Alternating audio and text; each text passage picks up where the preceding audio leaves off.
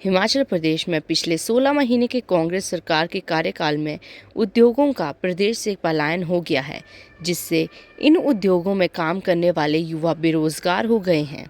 सरकार ने प्रदेश में ऐसा माहौल खड़ा कर दिया है जिससे कोई उद्योगपति उद्योग लगाने को तैयार नहीं है और जो उद्योग चल रहे हैं वो भी छोड़कर जा रहे हैं। ये आरोप भाजपा सरकार के पूर्व उद्योग मंत्री विक्रम सिंह ठाकुर ने शिमला में पत्रकार वार्ता के दौरान सरकार पर लगाए। विक्रम सिंह ठाकुर ने कहा कि केंद्र सरकार ने हिमाचल प्रदेश में बल्क ड्रग पार्क और मेडिकल डिवाइस पार्क जैसी बड़ी सौगातें दी, लेकिन खुद सरकार ने उन्हें ठंडे बस्ते में डाल दिया है। वर्तमान सरकार की उद्योग नीति सही नहीं है, जिसके कारण हिमाचल से उद्योगों का पलायन हुआ है। हमीरपुर से मीना ठाकुर की रिपोर्ट।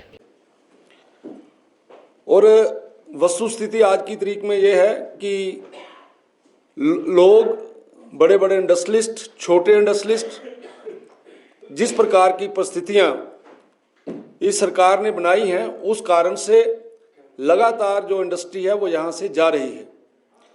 पिछले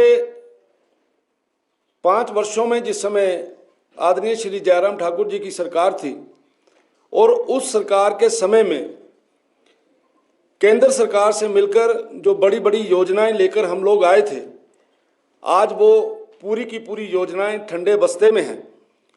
सरकार ने जिस प्रकार के पॉलिसीज और प्रोग्राम इंडस्ट्री के लिए दिए हैं, उसके कारण से जो इंडस्ट्री है वो बैकफुट पे चली गई है। और 2-3 बड़े प्रोजेक्ट, जिसमें सबसे बड़ा प्रोजेक्ट बल्क ड्रग पार्क का था, जिसमें आप सबको मालूम है कि हिंदुस्तान के अंदर केवल 3 बल्क ड्रग पार्क लगे, उनमें से एक पार्क हिमाचल प्रदेश को मिला और ये 2022 में मिला। इसमें टोटल जो कॉस्ट है वो 1923 करोड़ रुपए थी। गवर्नमेंट ऑफ इंडिया का शेयर था उसमें, और जयराम ठाकुर जी के समय में 225 करोड़ रुपया जो है वो बल्क ड्रग पार्क के लिए मिला। लेकिन मुझे ये दुख से कहना पड़ रहा है कि उस समय 1405 एकड़ ज़मीन इसके लिए निर्धारित की गई, लेकिन आज 1 वर्ष 6 महीने खत्म होने के बाद भी कोई फाइनेंशियल इन्वेस्टर जो है इनके पास फाइनल नहीं हुआ है। ये परिस्थितियां उस समय बनती है जिस समय प्रदेश के अंदर काम कर रही सरकार ऐसे प्रोजेक्टों के प्रति उदासीन होती है। और ये मुझे दुख से कहना पड़ रहा है कि कोई भी क्लियर कट मैप नहीं है कि इस प्रोजेक्ट को किस प्रकार से पूरा किया जाए।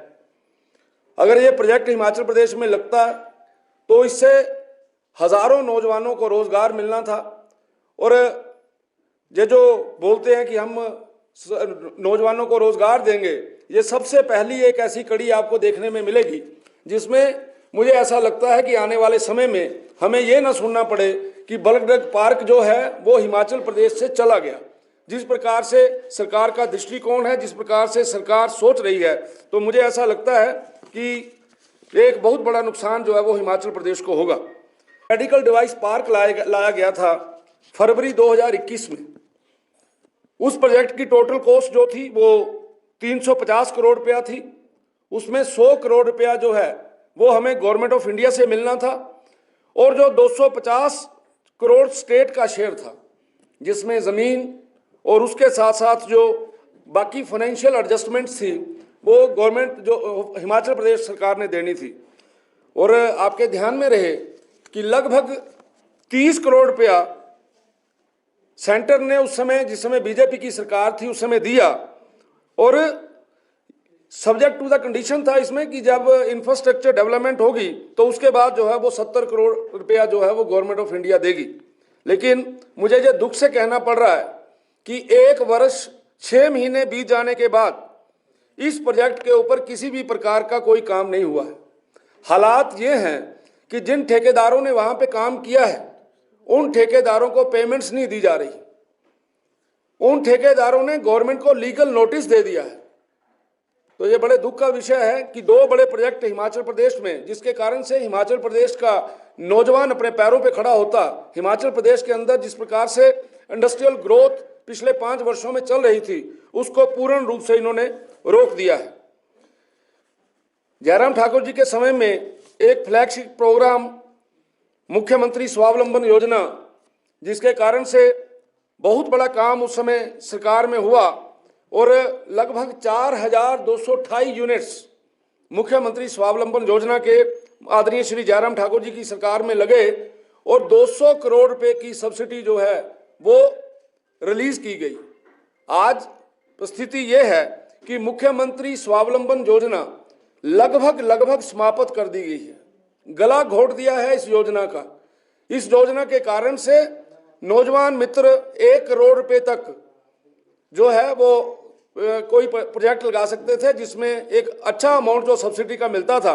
लेकिन अभी मुझे पता चला है कि 200 करोड़ रुपए की लायबिलिटी जो है वो इस योजना की जो है वो पेंडेंसी है, वो पड़ी हुई है।